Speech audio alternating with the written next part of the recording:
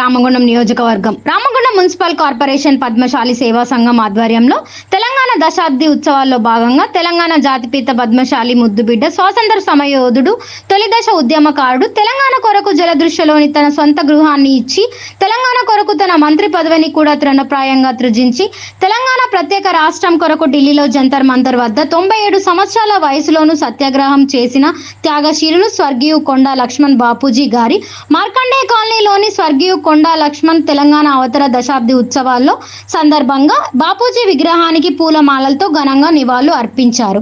ఈ సందర్భంగా మాట్లాడుతూ తెలంగాణ రాష్ట్ర అవతరణ దినోత్సవ సందర్భంగా ఆవిర్భావ దినోత్సవ సందర్భంగా ఈరోజు మన జాతిపిత అయినటువంటి కొండా లక్ష్మణ్ బాపూజీకి నివాళులర్పించాలనే సదుద్దేశంతో ఈరోజు ఈ కార్యక్రమాన్ని ఏర్పాటు చేసుకోవడం జరిగింది. ఇందులో భాగంగా మన ఈ కొండా లక్ష్మణ్ బాపూజీ తెలంగాణ స్వాతంత్ర సమరయోధంలో కూడా మొట్టమొదటి వ్యక్తిగా తన మంత్రి పదవిని కూడా త్యాగం చేసినటువంటి వ్యక్తి.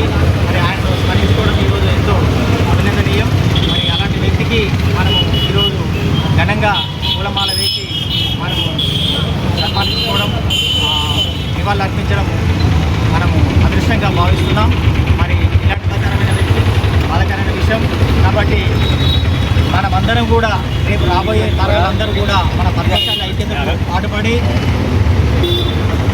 మన వంతు పాత్ర పోషించాలని కోరుకుంటున్నాను. ఈ కార్యక్రమంలో పద్మశాలి సేవా సంఘం అధ్యక్షులు బండారి రాజమల్లు, ప్రధాన కార్యదర్శి బుర్ల దామోదర్, కోశాధికారి అనలదాస్ శ్రీనివాస్, సంఘం గౌరవ అధ్యక్షులు సిరిమల జయరాములు, పద్మశాలి సంఘం సభ్యులు అందరూ పాల్గొన్నారు.